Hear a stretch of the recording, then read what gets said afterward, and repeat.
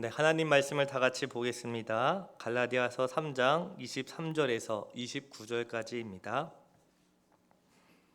갈라디아서 3장 23절부터 29절까지 305면에 있습니다.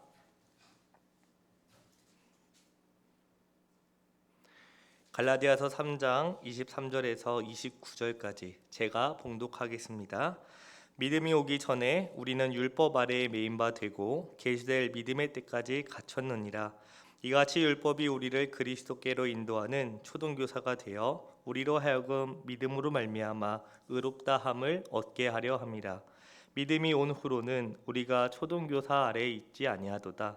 너희가 다 믿음으로 말미암아 그리스도 예수 안에서 하나님의 아들이 되었으니 누구든지 그리스도와 합하기 위하여 세례를 받는 자는 그리스도로 옷 입었느니라. 너희는 유대인이나 헬라인이나 종이나 자유인이나 남자나 여자나 다 그리스도 예수 안에서 하나이니라. 너희가 그리스도의 것이면 곧 아브라함의 자손이요 약속대로 유업을 이을 자니라. 아멘. 예수님께서 이 땅에 교회를 세우셨을 때 마치 사람에게 어떠한 성격이 있듯이 교회에 아주 뚜렷한 성격이 있도록 하셨습니다. 그것을 좀 어려운 말로 속성이라고 부르는데요. 속성이란 누구에게 속한 성격 또는 특성입니다. 그래서 교회의 속성은 대개 이제 세 가지로 통일성과 보편성, 거룩성으로 나뉩니다. 오늘은 교회의 보편성에 대해서 알아보려고 합니다. 보편적이란 말은 두 가지를 의미합니다. 첫 번째는 그곳에는 거기에는 누구든지 다 들어올 수 있다입니다. 만약에 그곳에 어떤 일정한 사람들만 들어온다면 그것은 보편적이라 할 수 없고 특수한 곳이라고 말하죠. 보편적이란 말은 계급과 성별과 경제적 지위로 상관없이 누구든지 다 들어올 수 있다는 말입니다. 두 번째로 보편적이란 말은 온 세상에 다 널리 있다라는 뜻입니다. 사도행전 1장에서 예수님은 자기를 따라다니는 사람들에게 다음과 같이 명령하셨습니다. 사도행전 1장 4절을 다 같이 보겠습니다. 제가 읽겠습니다. 사도와 함께 모이사 그들에게 분부하여 이르시되 예루살렘을 떠나지 말고 내게서 들은 바 아버지께서 약속하신 것을 기다리라. 그 사람들은 이 예수님의 명령에 의해 예루살렘에서 열심히 기도했습니다. 그때 예수님께서 성령님을 그들에게 내려주셨죠. 우리가 잘 아는 오순절 성령님 강림 사건입니다. 신약 교회는 사실 이렇게 시작되었습니다. 물론 그 이전에도 교회가 있었습니다. 그것을 우리는 구약 교회라고 부르는데 이제 성령님의 강림 사건으로 드디어 신약의 교회가 시작된 것입니다. 그런데 그 신약의 교회는 보편적인 교회였습니다. 그러나 교회가 시작된 그 초기에는 아직 충분히 보편적일 수가 없어서 그때에는 그 시기의 성격상 몇몇 안 되는 사람들이 예루살렘에 모여 있어서 충분히 보편적이다라고 말할 수 없죠. 따라서 교회의 보편성이란 세월의 진전을 따라서 실현되어야 한다는 것을 우리가 알아야 됩니다. 여기서 우리는 하나님의 커다란 뜻을 알게 됩니다. 그것은 교회는 어느 한 곳에만 머물러서는 안 된다는 것이죠. 이처럼 보편적이란 말은 누구든지 들어올 수 있고 온 세상에 널리 퍼져 나간다. 이 두 가지를 기억하면서 말씀을 살펴보도록 하겠습니다. 오늘 본문 갈라디아서 3장 23절 말씀입니다. 우리 다 같이 읽겠습니다. 시작. 믿음이 오기 전에 우리는 율법 아래에 매인 바 되고 계시될 믿음의 때까지 갇혔느니라. 사도 바울은 무엇이 오기 전에 우리가 매이고 갇혔다고 합니까? 믿음이 오기 전에입니다. 여기서 믿음이란 갈라디아서 3장 22절에 예수 그리스도를 믿는 믿음을 가리킵니다. 구약 시대에, 그러니까 예수님이 이 땅에 오시기 전에는 예수 그리스도를 믿는 믿음이 아직 없었습니다. 물론 이 믿음이 오기 전에는 그것이 암묵리의 형태는 있었지만 예수 그리스도를 믿는 믿음은 아직 없었던 것이죠. 이 믿음이 오기 전에 사람들은 율법 아래에 매여 있었고 장차 계시될 때까지 될 믿음까지 갇혀 있었습니다. 그래서 율법이 그리스도에게로 인도하는 우리의 초등교사가 되었다라고 말하죠. 초등교사란 무엇입니까? 초등교사란 어린아이를 가르치는 일종의 가정교사였습니다. 당시의 왕실을 비롯하여 웬만한 가정마다 아이들을 교육하기 위해 가정교사를 두고 있었습니다. 초등교사는 아이들에게 초보적인 단계에서 학습을 지도할 뿐만 아니라 예절을 교육시키고 웅변을 훈련시켰습니다. 따라서 아이들은 성인이 될 때까지 초등교사를 통하여 중요한 여러 가지의 내용들을 배웠는데요. 초등교사는 아이들에게 필수적인 존재였습니다. 하지만 초등교사는 단지 초보 단계에서만 필요한 사람이었던 것이죠. 초등교사에게는 한 가지 목적이 있었습니다. 그것은 어린아이를 잘 가르쳐서 전문 교사에게 인도하는 것입니다. 아이가 전문 교사에게 맡겨지면 초등교사는 더 이상 아무런 역할이 할 것이 없습니다. 이처럼 율법은 초등교사이고 그리스도는 전문 교사입니다. 초등교사인 율법의 목적은 전문 교사인 그리스도에게로 교회와 성도를 인도하는 것입니다. 그래서 사도 바울은 갈라디아서 3장 24절에 다음과 같이 말합니다. 제가 읽겠습니다. 이같이 율법이 우리를 그리스도께로 인도하는 초등교사가 되어 우리로 하여금 믿음으로 말미암아 의롭다함을 얻게 하려 함이라. 율법은 우리의 초등교사가 되어 우리를 그리스도에게로 인도합니다. 그리스도에게로 인도하는 것이 율법의 궁극적인 목적이죠. 율법이 우리의 모든 것을 다 이루어 주시는 그리스도를 보게 합니다. 그런데 율법을 읽으면서도 그리스도를 전혀 보지 못하는 아이러니한 상황이 있었습니다.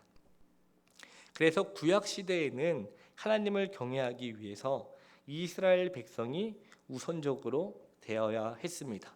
이스라엘 백성이 된 다음에 율법을 배우고 그 율법이 가르치는 그리스도를 바라봐야 했던 것이죠. 그때에는 보편적이지 않고 특정적이었습니다.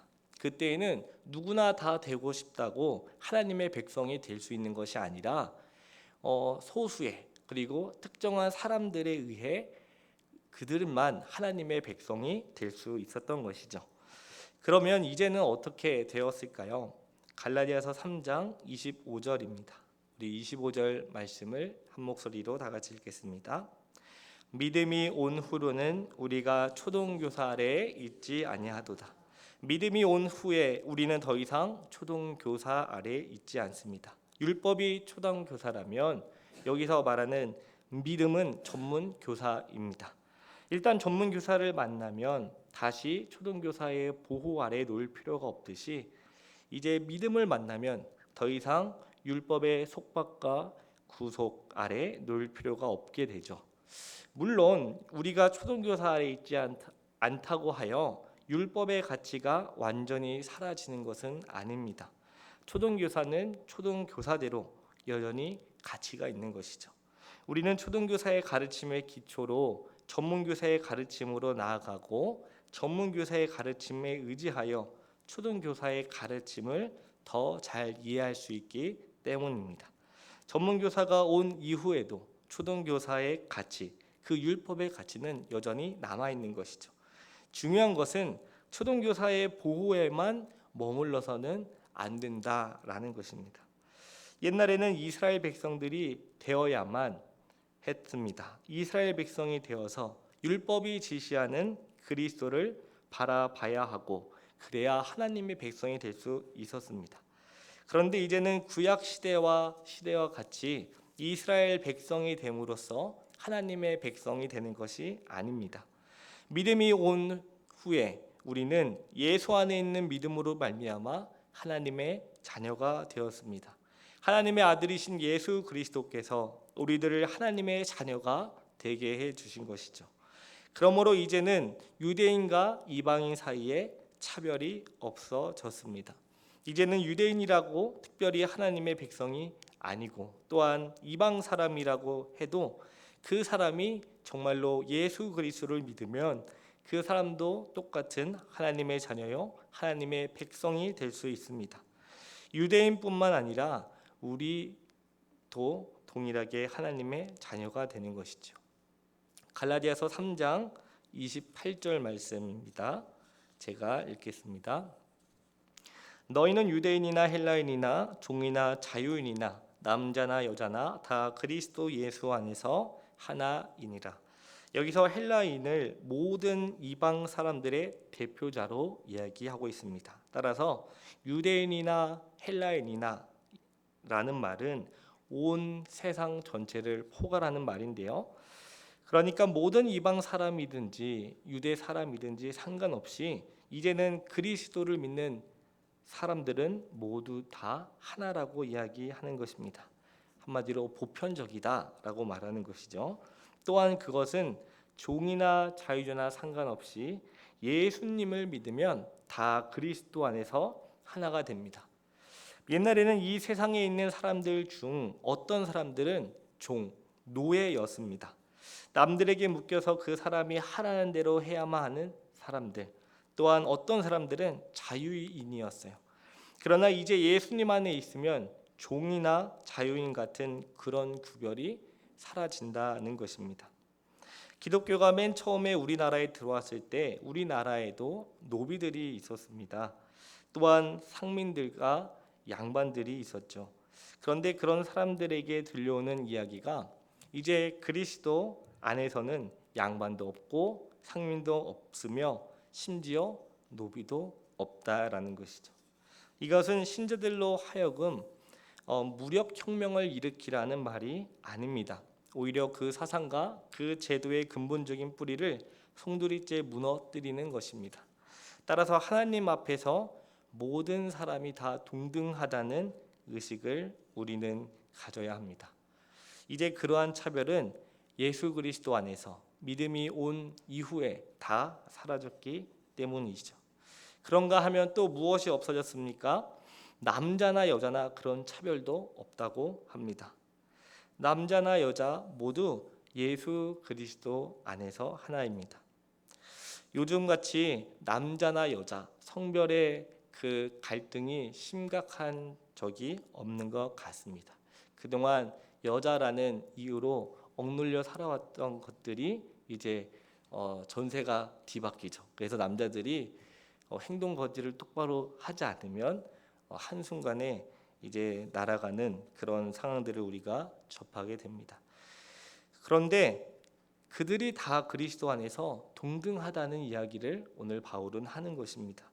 믿음이 온 후로는 유대인이나 헬라인이나 종이나 자유인이나 남자나 여자나 다를 바가 없습니다. 모두 그리스도 안에서 하나라는 것이죠.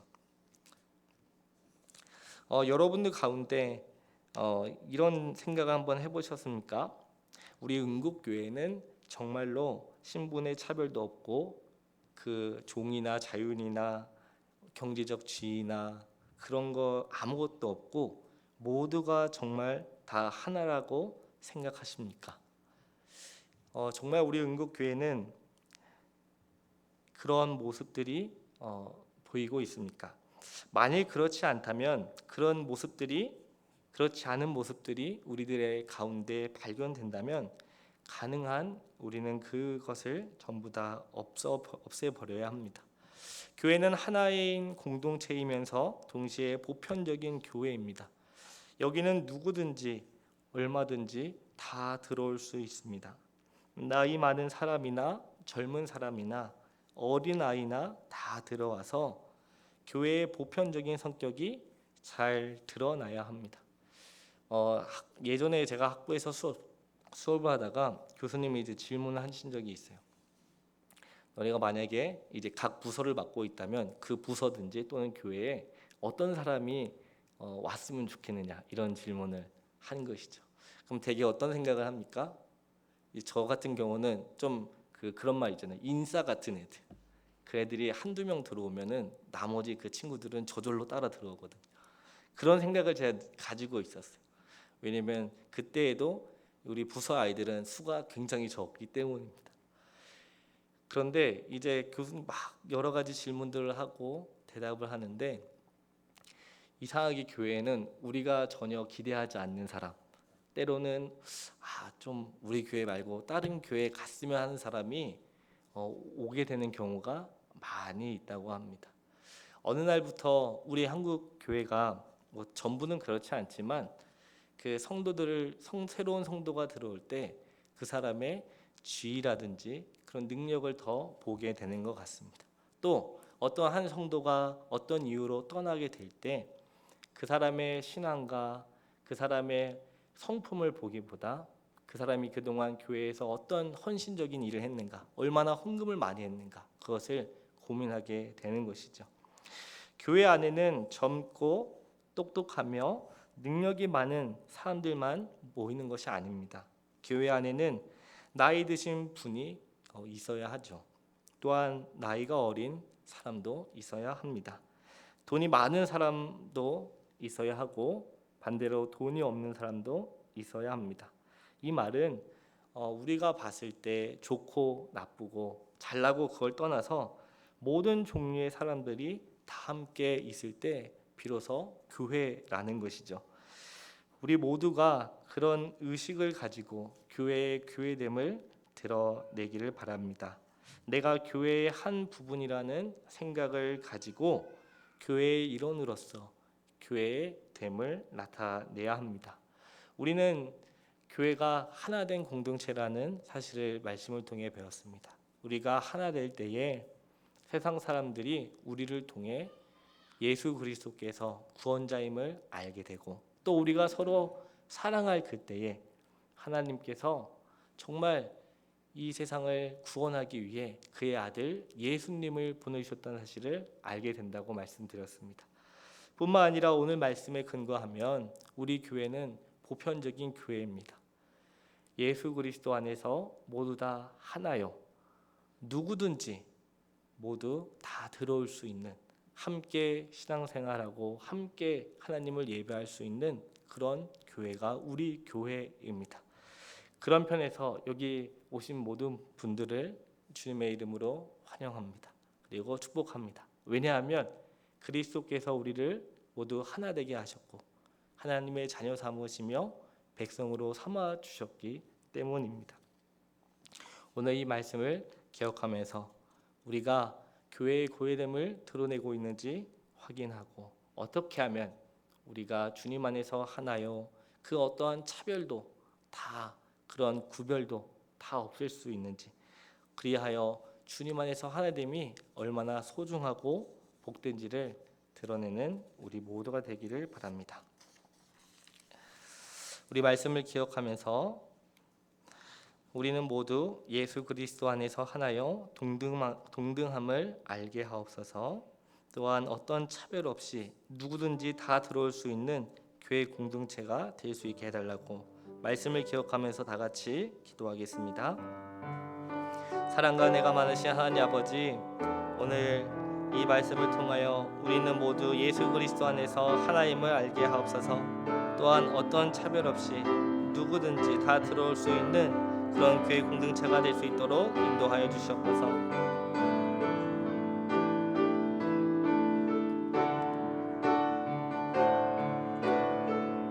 아버지, 우리 안에 있는 그런 어떠한 모든 차별, 그런 모든 것들을 다 내려놓고 주님 안에서 하나 되게 하시고 주님 안에서 서로 사랑하고 섬기며 나아가는 우리 모두가 되게 하옵소서.